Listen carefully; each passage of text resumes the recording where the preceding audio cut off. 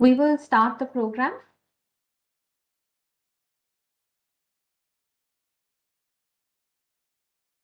Ladies and gentlemen, a very good evening to you all. I extend a very warm welcome to you all and thank you for joining us this evening to the panel discussion on the culinary traditions of India. Today we have with us 6 culinary experts who will be sharing their insights on cuisine's culture. Today, I would like to share with you the brief introduction of our panelists with us. Miss Aniza Tabish, who is also our moderator for today. She is a recipe strategist and columnist, a food consultant, recipe creator, and winner of multiple cooking awards. She is also the admin of Oman's recipe-based Facebook group What's Cooking Oman and a contributor of recipes to Times of Oman. Mr. Ankush Bhatia, a hospitality expert and entrepreneur who has more than 25 years of operating and managing over 100 hospitality businesses. He has a distinct passion for hospitality, tourism, and entertainment that inspires every aspect of his work. His ventures in Oman include Privé Gastro Lounge and Zouk in Crown Plaza, Muscat. He has also consulted with various government and private entities and is the founder of Cloud Kitchen Vertical in Oman. Our next speaker is a food blogger and influencer, Miss Adela Eileen. She's a culinary enthusiast, food writer based in Oman, and a food critic with Oman Magazine. She is also the admin of Oman Talks Food on Facebook and a food blogger well known as food fanatic Adela Eileen. Mr. Muhammad Ali, a commissary chef at Sheraton Hotel, whose specialty is in Arabic cuisine and international cuisine. He has vast experience as a chef and has also worked at St. Regis Hotel in Doha, Intercontinental Hotel in Jeddah, Atlantis Dubai, Marriott Renaissance Hotel, and Hyatt Regency Resort in Egypt. Our fifth speaker, Mr. Siddharth Narayan, a young 28-year-old chef who has built his career in hospitality and Asian cuisines, where his love for food got the attention of the National Geographic Traveler magazine on his unique fusions and styles of cooking. He is currently heading the biggest kitchen project in Muscat, the Cloud Mega Kitchen. He is the operating and industrial kitchen designer at Al Tasneem Enterprise. Last but not the least, we have with us Chef Pallavi Sahai. She is a published author, columnist, TV, and YouTube chef and has presented multiple renowned brands. She has completed her culinary education from ICIF Italy and her culinary training from Grand Hyatt Mumbai. She has published a book in 2017, The Bhojpuri Kitchen, and was also recognized among the culinary treasures of 2017 by India Today.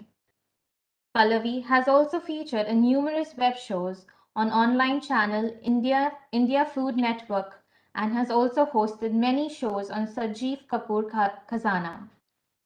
She also hosts a show on YouTube channel named Working Women's Kitchen. In her early career, Pallavi has also worked with Times of Oman. I now request Mr. Anuj Swarup, Second Secretary, Political Education and Information, to deliver his welcome remarks before we open the floor for the panel discussion. Thank you, Ruby. Good evening to all our esteemed panelists and all the viewers who have joined us online for this interesting discussion. I would like to welcome all our distinguished panelists on behalf of the Embassy of India, as well as my colleagues who have worked really hard on this panel discussion on the theme of culinary traditions of India. Just to give a brief background of today's event, the Indian Council of Cultural Relations every year on 21st May organizes Pandit Deendayal Upadhyay Memorial International Oration. It has become a globally recognized forum for India to showcase and celebrate our cultural influences across the world.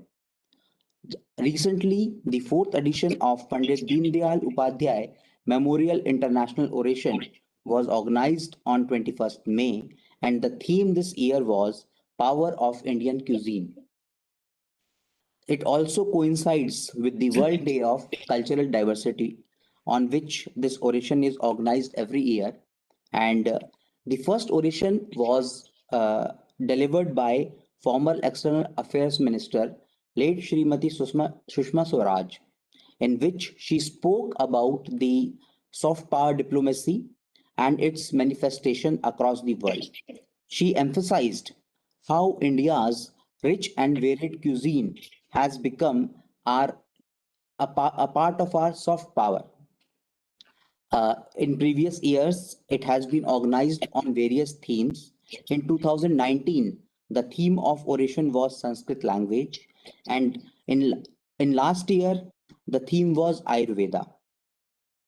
Uh, Basically, the idea is that to understand uh, w- the impact of culture on people, and by culture I mean not only language. It comprises of many things. It can be language, food, traditions, customs, and many more things.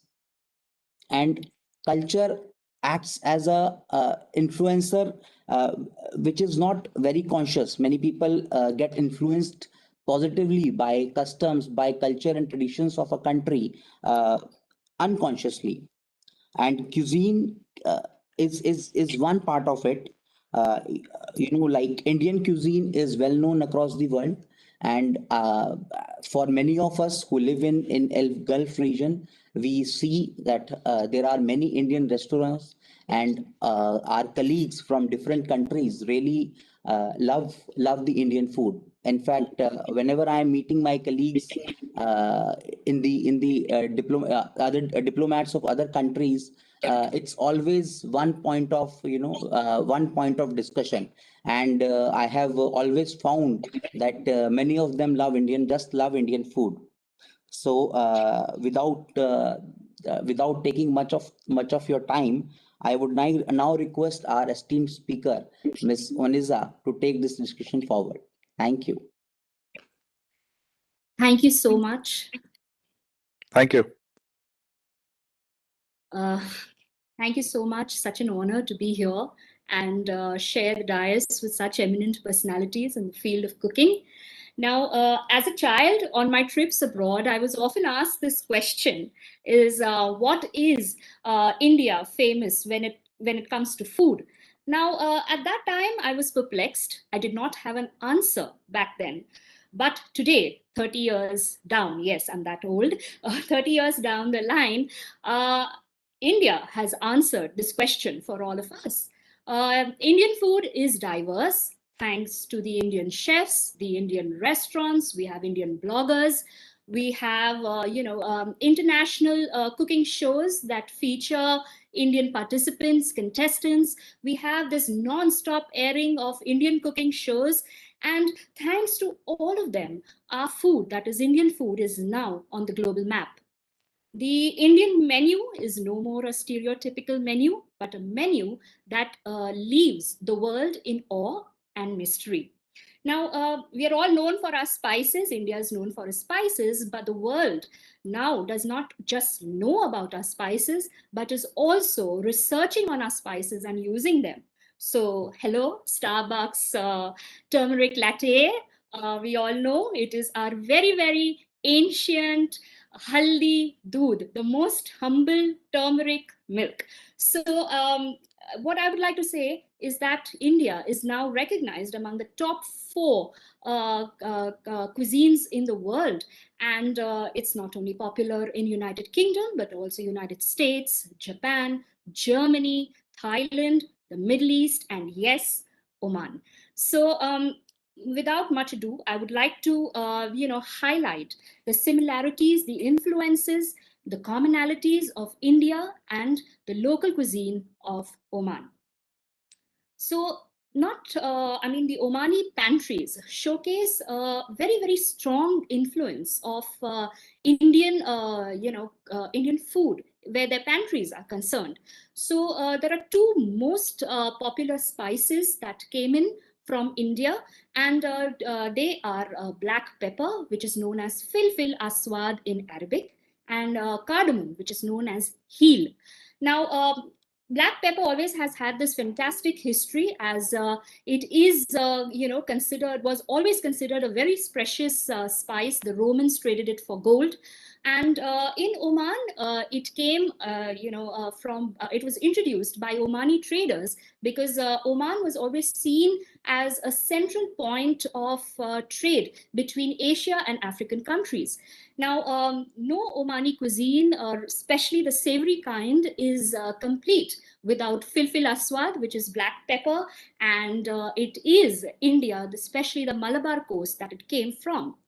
Now, coming to cardamom, which is known as heel in Arabic, again, a very extensively used spice in the Omani cuisine. Now, this came into Oman from Basra, which was then Babylon, now Iraq. Some legends also say that it's possible that it came from Gujarat, India. But I'm not too sure about that fact. But again, cardamom is extensively used in Omani cuisines. This fragrant aromatic spice that has come from the southern India, the Western Ghats, and the lower Malabar region is used extensively in Omani biryanis, kabulis, ground and used in Omani kava, and not to miss the karak chai. Again, an Indian influence where a hot beverage is concerned. We see karak stalls all over Oman, which where karak basically is coming from karak, which is strong in India. So Omanis really enjoy their karak chai with heel, that is cardamom, and evaporated milk. And we see these stalls all over Oman. Again, a very, very strong Indian influence. And now, I would also have this very, very particular important ingredient, which is used in Omani mishkak. And this comes from India again, and that is tamarind, known as tamar hind in Arabic. The imli, which is known in Hindi, is a key ingredient in Omani mishkak. Now, mishkak is Omani street food, which is basically beef or chicken skewers that are charred and served along the beach sides or the sidewalks. Very, very popular Omani food with a key ingredient which comes all the way from India, and that is tamarind, which is tamar hind imli. Now, a very, very interesting savory dish, which also has an Indian name in Oman, is the kachori. Yes, the Omanis really enjoy their kachori, and the history of kachori is that it came all the way from Zanzibar. The Indian, since Oman was part of Zanzibar in the early 1800s, the kachori was introduced by Indian traders in Zanzibar, and it made its home to Oman. So much so they don't even call it by any other name. This deep fried potato puff is called a kachori. So if you ask for a kachori, you're going to get a kachori in Oman with that name, which again comes from India. Now, I have also noticed in my long stay in Oman that the Omanis are also very fond of dal. Now, marak dal, marak, which basically stands for broth, which means broth in Arabic. Now, the Omanis also relish a red lentil, which is our masoor dal. And every house has a different recipe for this, but very, very much enjoyed. And if you see the presentation of the marak dal, it's very similar to our dal because they have a drizzle of ghee on it. So the ghee tadka that we call, in India is also seen in the marak dal here in Oman. And again, the most, since Oman is a rice eating nation, we can see that most of the rice comes in from India. Again, a very, very strong Indian influence on Omani food. And I wouldn't want to take much of your time, but some common sweet dishes between India and Oman. Now, there is in an Omani dish called a dessert called Savaya Bil Halib. Now, Savaya Bil Halib is very, very similar to the sheer kurma that we have, or the Sevaya kheer that we eat, because it's made up of vermicelli with hints of rose water and again heel, that is cardamom. So another snack, or rather a lavati snack, we have various tribes in Oman. So I mean, legend again goes that the lavatis also came in from India, but they have a very, very interesting sweet snack called the daftar kaji. The daftar kaji is very, very similar to our shakar para or the meaty puri, which is enjoyed with tea. So coming to the culinary traditions that are common between India and Oman, both of us, both the countries, for them, food is a celebration. We celebrate it with our loved ones.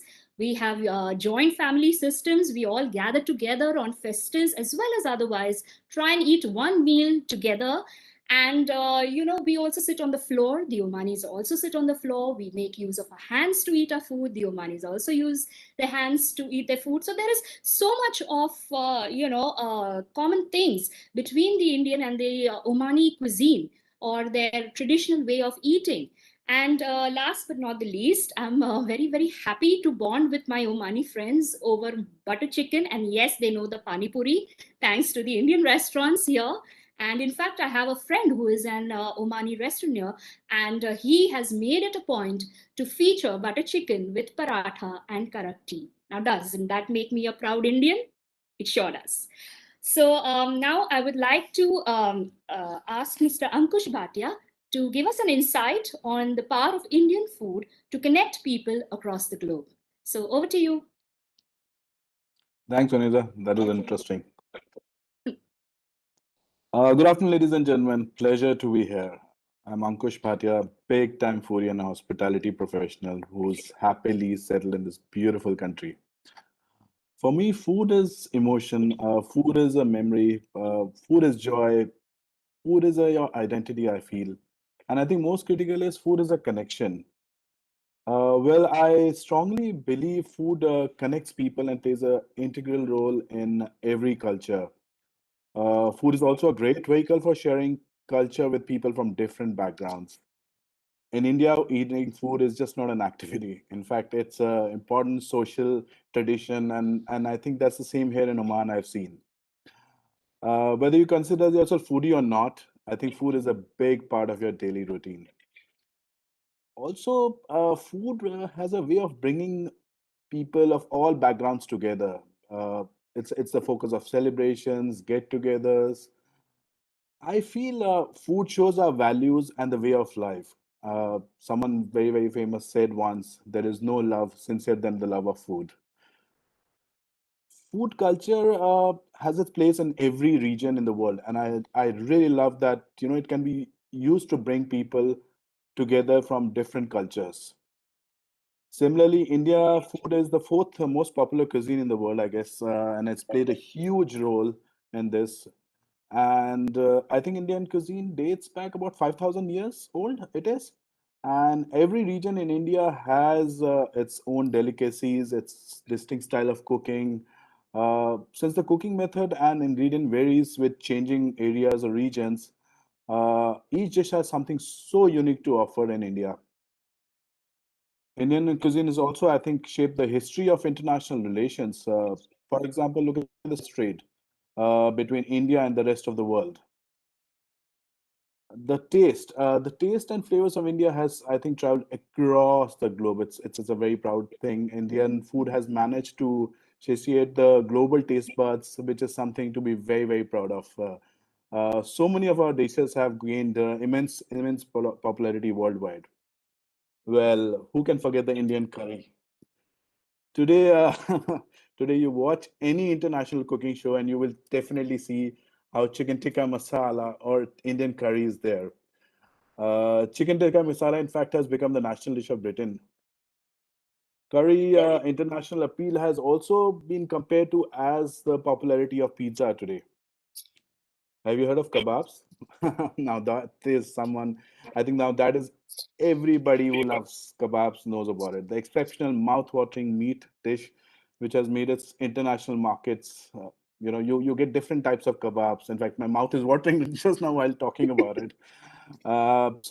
Biryani, yes, I think biryani needs no introduction. Biryani, the Indian rice dish, has become an international phenomena. For example, chicken biryani was the most searched Indian food globally, followed by butter chicken. My favorite, personally, butter chicken. Even here in Oman, biryani curries and kebabs are one of the most popular dishes, I think. There are huge amount of similarities, I think, in culinary tradition between India and Oman. Omani people are one of the most well known for their warm hospitality. In fact, the love for Arabic foods have also reached a great height in India, back home. In India, it all started with the shawarma, I think about 20, 25 years back. And today, you can find Arabic food in every corner of India as well. The deep rooted similarities between Oman and India in terms of culture, culinary delights, and family values is something which we all are proud of. And I guess the easiest way to win hearts and minds is through the stomach, I feel. Thank you. Thank you so much. Kindly regards to all of you. And back to you, Aniza. Thank you, Ankush, for your insight. And yes, the mouth always waters where kebabs are concerned. Absolutely. So now I would like to call upon Ms. Adila Eileen. She'll be giving us insights on India's rich and varied cuisine is winning hearts of people around the world, and it has a vast variety of food to offer. Over to you, Adila. Good afternoon to all of you. It's been amazing chat about the Indian food. India's rich and varied cuisine is winning heart of the people not just in Oman but all over the world. But I'd like to share an experience recently watching a series about Iranian food. The whole was about taking people from different regions. It just struck me that it was an eye opener that in India, we have different regions, different states. The food changes, and yet the world does not really know about it. So, with these kind of platforms, it's really important the chefs, the culinary experts bring up these kind of topics often so that the different states, the different regions of India get highlighted with their food in terms of flavors included. I believe it's just interesting fact that I'd like to share. There's a region in the coastal part of India where the food is expensive, which comes from the Portuguese, there's British dish, there's African from the dishes. And I personally remember a smoked pudding, which is still in my memories, and been a part of growing foods. Grandma pudding, which which still bring back memories when it come to a different part of the world and when you have pudding, you're like already been in your tradition, it's been there. I think we have gravy similar to the Thai curry. We have plantain dish, which is very close to the Venezuelan part, kind of very close friend of mine. And when she came home, she told me this is the exact dish back home. That was quite fascinating because when we think about Indian cuisine, we think about butter chicken. Um, Miss Adela, I'm so sorry for interrupting you, but your audio is a little soft. Could you be a little louder?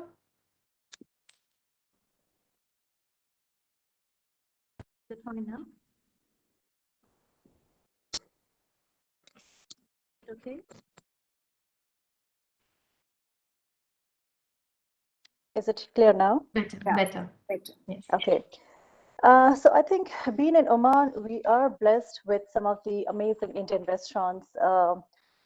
We have celebrity restaurants from the Qureshi, the Bab al Hind in Hormuz. We have the Farsi that is owned by Zorawar Kalra. We have the Kumars at the Opera, which is one of the excellent restaurants in the recent, which started, of course, in the pandemic. And there's so many homegrown restaurants, the Butter Chicken Factory, the Woodlands, and it just keeps coming every time. So this is one of the most important fact that how do we keep pushing the Indian food scenes in Oman or across the world.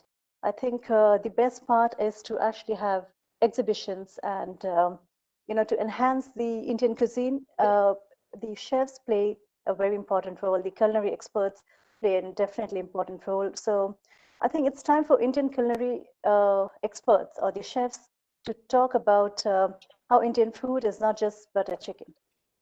So I think that would be my baseline because it's a long way of educating the people around that Indian food is not just the best, but it varies from region to region. So that's my call for today. And thank you so much for giving me this opportunity. And thank you, Aneza. Thank you, Ankush. Thank you, Adila. Thank you so much. Okay, we have now Chef Muhammad Ali. He'll be giving us his insight on how Indian food has become famous in Oman, in Egypt, and Arabia. So, over to you, Chef Muhammad Ali.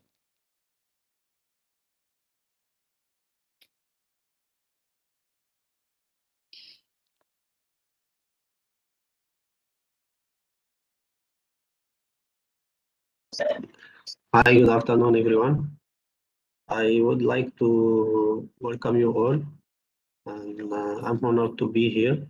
And thank you for all your support and uh, all to give me opportunity to be here and talk about our food and Indian food, and to share with you my knowledge about food and my experience around all the Gulf. So we'll start talk about the Indian history food. It's become before 7,000 years, and it has come from home. How the mother cook and family cook. That's what we learn. How to cook homemade and special food for your guests. And the secret for mother to make the food. How do you make? How the using the spices and the using the items to make a delicious food. It's become, Indian food is now around all the world and is success and now it's become on top and star in the Gulf, and we have a lot of restaurant Indians and the flavors and Indian food is very simple. It doesn't want require any equipment to cook or anything pan or pots. It's just simple cooking, only oven for tandoori you can use and normal cook is easy to cook and to prepare. We in Indian food is like is followed by religion. So some of them they cannot eat beef, some of them eat vegetarian, some of them is like Muslim cannot eat pork, like Hindus cannot eat beef.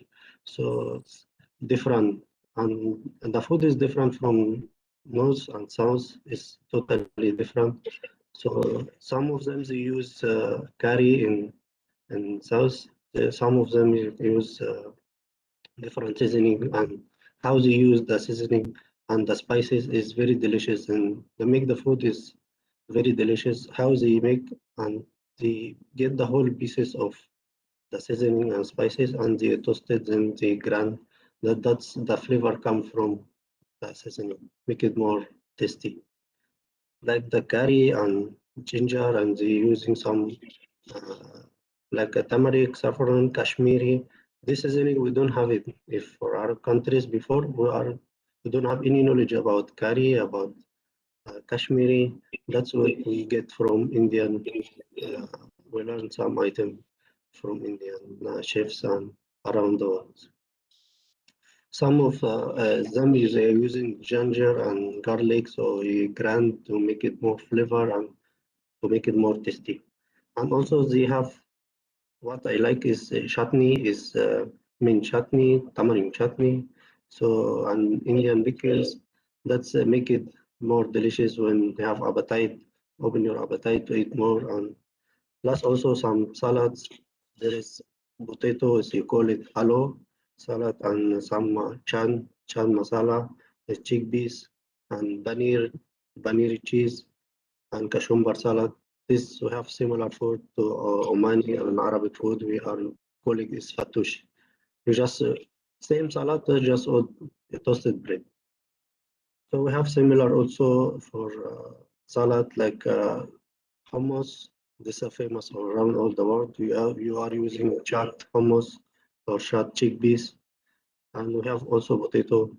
And potato harras famous around all the world now is aloo potato. It's same and also spicy and little bit. And also for the Indian food is some breads that I like the roti and chapati and naan. It's very delicious naan, butter naan and garlic naan. It's very nice. And I cannot forget paratha. Paratha is the basic. And it was chutney and tandoori. Plus also the dosa. Dosa is my favorite in breakfast. I never tried before. I sometimes eat pancake and crepes. This dosa is amazing. Something creating. I didn't hear about some Indian food only when I'm traveling to another. But in Egypt, we don't have much this knowledge about Indian food. When I go to the Gulf, then I meet so many chefs from India. So need to try also and need to learn how they make, how they do it. And we have some similar food between each other. Also, there is samosa. This we have also same. In India, we have also different samosa. We have cheese and we have meat and chicken. So similar food between us. And plus, what I see is biryani rice. Biryani rice is the big story for me. Is a really complete meal.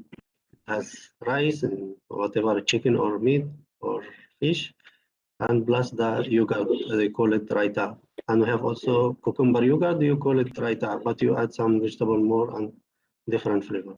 It's really nice. And for the using for north and the south of India is using coconut. That's the coconut and curry and make it white gravy. We have all those brown gravy. Now I love white gravy how they make with cashew and coconut. And that side of Kerala and Malabar, that is the food what we like from them. And plus some butter chicken. That is signature of some of restaurant. This butter chicken is the best. With how they make the gravy, how they make it, and the taste is different totally. It's named butter chicken, but he's just using different seasoning and to make it nice. Plus the tikka is must on near to my heart to eat that tikka. It's very delicious also, and the biryani and curries. So many food actually is make the Indian cuisine success and one man going to everywhere. Plus the vegetarian items, dal, potatoes, and okra, and some vegetable curries. So make you appetite and healthy is very healthy food and complete meal and it's very delicious. Uh, Plus some sweets and we have same also we have orz bilaban is kheer, right? Or the pudding rice, Kheer. Yeah, that's the one we have also in our country, rice with milk, that is between each other. And jalebi, we have also the same, but it's different little bit. But it's same. Mostly is some of the items is same. We have also some Arabic food is nice. Same like biryani, we have makbul, and we have for our Egyptian, it's like a kapsa. We put also meat inside the rice, and we have kushari. Is the mostly of the food is same, but the what's make me interested to the Indian food, the spices and the flavors. It's coming from ginger and garlic and cumin and the seasoning, how they make. Plus the oven they are using for the tandoori and make it how you make it the food, the way how you make. It's really delicious. It will be more success and spread everywhere. And everyone now we like to try the Indian food. Even our weddings here, if it's Arabic weddings, he has to request 3 dishes for Indian food. We have must be there. So now Indian is the best. Thank you to give me opportunity to talk to you and have a good day. Wish you all the best. Thank you so much. Thank you, Chef Mohammed, and you gave us such a fantabulous list of Indian dishes that tonight I have to have butter chicken, come what may. It's We are my all coming favorite. to your. We are coming to you, Mohammed. Yeah, Yes. welcome, sir, anytime. Yes, Okay. we are definitely going to Chef Mohammed tonight. It's Yes. so lovely, he said. Really great it was. Thank you so much. Thank you so much. And now we may move forward with another point of discussion, and that would be chefs in Western world have become proponents of the principles of seasonality and local sourcing. And we have Mr. Siddharth Narayan, and he will also elaborate on the Indian menu at an industrial level and how change in the recipes can drive manufacturers to change their products. I'm really looking forward to his take. So over to you, Mr. Siddharth. My God, thank you so much. You just made it sound like I'm at the summit right now. I'm going to give a big speech about something. But you see, the whole point of this is think global but shop local. That's the concept. I mean, these are the golden words in any industrial catering that we have. I'll give an example of my own company. I represent Al Tasneem Enterprises. We go through about 4 tons of raw material per day. So that's about 120 tons over a span of just a month. So we are a major player when it comes to consuming of raw materials. And when you come to such a level of giant consumption, your responsibility is not only towards the local market or the local economy, but it is also towards the contribution to the carbon footprint, as well as towards global warming as well. So it's not seen much in restaurants or clubs right now because it's a different kind. As I said, it's a volumetric game right now. So when it comes to industrial, we'll have to look into those parameters as well. So chefs, such as in my company, we all actually are of the opinion that we should actually shop local because there are quite advantages to that as well. For example, we have to help the local economy as well. There are a lot of farms that we purchase our raw materials, especially our green leafy vegetables, potatoes, brinjals. All of this produce we collect locally as well. So the freshness in a grand scale is always of major importance. So that is definitely achieved by doing so. The taste factor in any given hospitality field, taste is one of the most important aspects. So what happens is when you use, as everyone over here can agree with me, you can't be using frozen food in cooking because the taste is hush hush. So we can't talk much about that. So getting things locally is much more important because the taste factor is manipulated. So getting that done locally is of the highest importance to us. Seasonality also is a factor right now. Is quite important because, as I said, we are on a volumetric scale right now. Uh, we have to keep in mind a lot of parameters. For example, it's no more about just cooking a particular dish for us. It's more to do with, for example, when we procure fish. we have to understand the breeding cycle of fish in Oman. In the coastal waters, what are the breeding cycles that happen over here? Which fish is supposed to be caught? What is the best way that we can go ahead? So when we have something of this dynamic in cooking right now, it changes the whole game scenario for us, because on an industrial level, cost is also very important for us, because when you're on a volumetric scale, it's all about cost, because when you're at a restaurant level, the margins are different as compared to caterers, industrial caterers. So those things also have to be taken into consideration. So, for example, within a year, we look into different parameters of mackerel, Atlantic versus Indian mackerel as well. These are two different kind of mackerels. The change in size, the picture is slightly different. And this change, I mean, if you are going to ever dine with us, you'll find out the change is different. It's quite unique to each other. And that is how we, what do you say, the local economy. We help the fishermen as well, market. Then I think I have something to say. I had written it down. Blah, blah, blah, blah, blah. Yeah, I was saying, when it comes to global warming, for example, it is a big of an aspect for us to look into, because it's not only the cost of transportation that is more important over here. It's about per month, the accessibility of boats coming in from India or any other place that we order food. The carbon footprint increases by the day.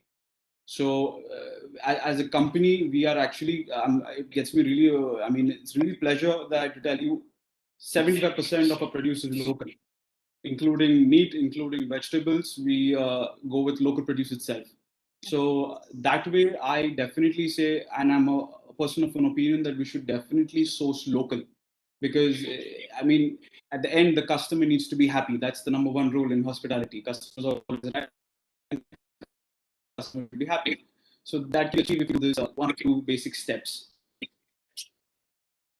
And I think Chef Mohammed was I'm going to dive slowly into the industrial equipments right now, because that is where I play a major part right now. So in early days, we had a tandoori which was made out of bricks. Then it's okay to those metal drums, the oil drums, which are later on converted into tandoori. Now you have commercialized equipments, rational ovens. These are the biggest players in the market right now. So what you can achieve in doing in a charcoal bhatti, that is the tandoori, you can achieve the same thing through a rational oven right now. You did this back about 20 years ago. This was non-existent. There was no equipment which was actually designed for Indian cuisine right now. And here I'm sitting here, age 28 right now, designing one of the biggest kitchens in Oman right now. And I'm proud to say each and every equipment is handmade for us, handmade for Al Tasneem Enterprises. And it's a really honorable moment for me, because these are bigger giants as well. I mean, the companies are based in Germany, based in the States, and they are actually turning the clock. They are trying to see what suits best for the Indian cuisine. So I feel the Indian cuisine has come a long way right now, and I still see there's going to be so many new developments. I mean, I've been to Prive Bar. It's massive, it's crazy the way the food is made. I mean, it's damn amazing. Like, you don't go there for the music, I go there for the food. So it's really nice. That's all I got to say as of now. I will definitely call you all when the kitchen opens up. Please do come. Thank you, Anira. Thank you so much, Mr. Siddharth. Nanda, that was a very eye-opening, discussion, and we had a great time listening to you. Thank you so much. Now, I call upon Chef Pallavi Nigam, and she will be giving her insights on food is central to life and living. Over to you, Chef Pallavi.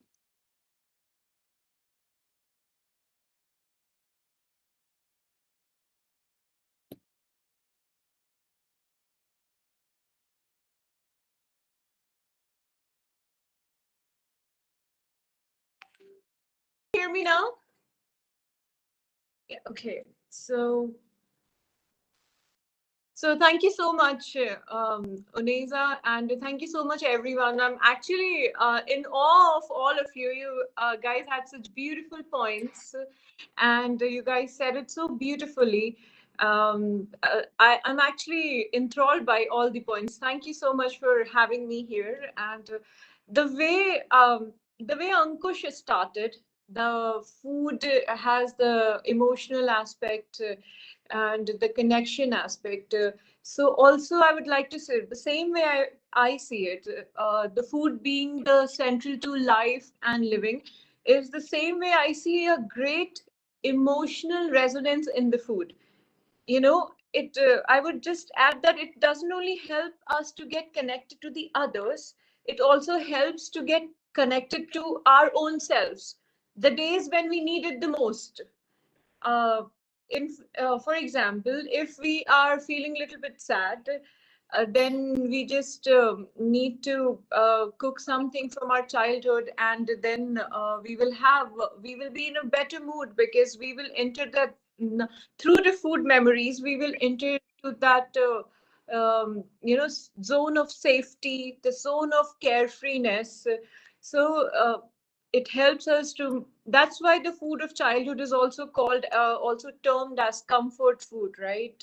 So that's one thing very very important for me. Can you guys hear me? I'm just not able to Yes, we can. Okay, so so that way, the way I see it is that there is a great emotional resonance in the food, and it also, whenever we are happy, it helps us to celebrate. The first thing actually that comes to mind is that okay, how do we celebrate? Is how do we eat? Like what do we eat?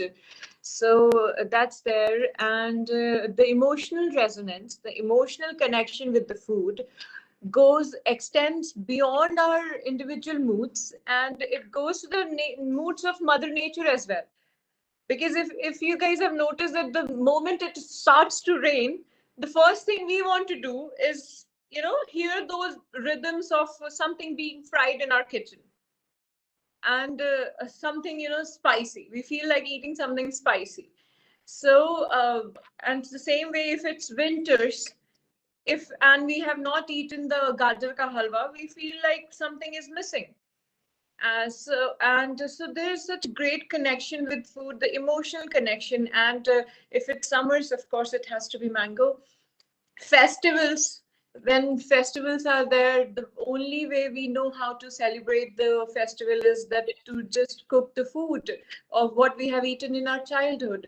So this connection we have through the food, that it helps us to feel safe, feel carefree, and get, you know, in fact, like any fight, any stress, we or any fight with husband, fight with boyfriends, fight with the relationship, fight with bosses, fight with the friends, or the first thing you know is that for me, I know that I need samosa chutney. All I need is some chutney. Okay. And for the many people, they know that they need pakoras or the biryanis, or depending upon the level of challenge, to be honest, you know what food you need. So that's there, the food being central to life and living. And also, I would just say that for me, the way to the well-being is to know the map of your own food, that when do you like to eat and what. That's the way to the well-being.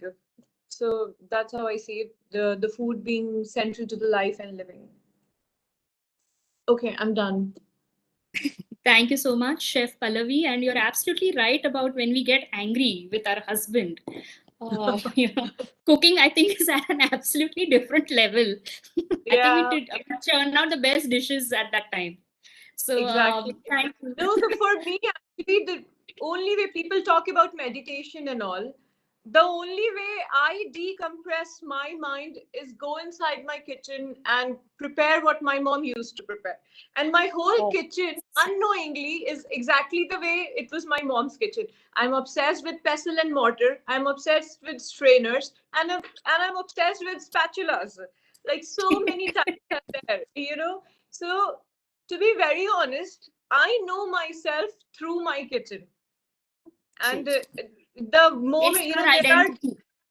when I want to just Absolutely. quickly rustle up something, and there are days when I want to lose myself in the stirring and the pottering about in the kitchen, you know, that gives such calm and peace and comfort. So it's like Like, that. So, yeah. You food is echo an my emotion. thoughts. Food is an emotion. Food is absolutely an Absolutely. emotion. It has a great Absolutely. emotional resonance to it. You know, it like it's like Yeah. to be Abhi, these days the lockdown we are facing. Oh my God, I have gained like 6 kgs. The only way to go through these days is just whenever you have time or energy, just cook something, you know. No, I think food is a great connect, you know, whether it's Yeah, welcoming some new neighbors, making yeah, new friends, yeah. being in a different you know, location. I think it just connects. Food is something, it has no boundaries, it has no language. And It I'm just glad we all connects. connected thanks to food Yeah, today. Thanks to Indian So Embassy. yeah, yeah. thank you so much. Thank you so much, Chef Pallavi. And now I would like to call upon Ms. Reena Jain, First Secretary, Culture, because it was because of her that all of us came together and this program was possible. So over to you, Ms. Reena.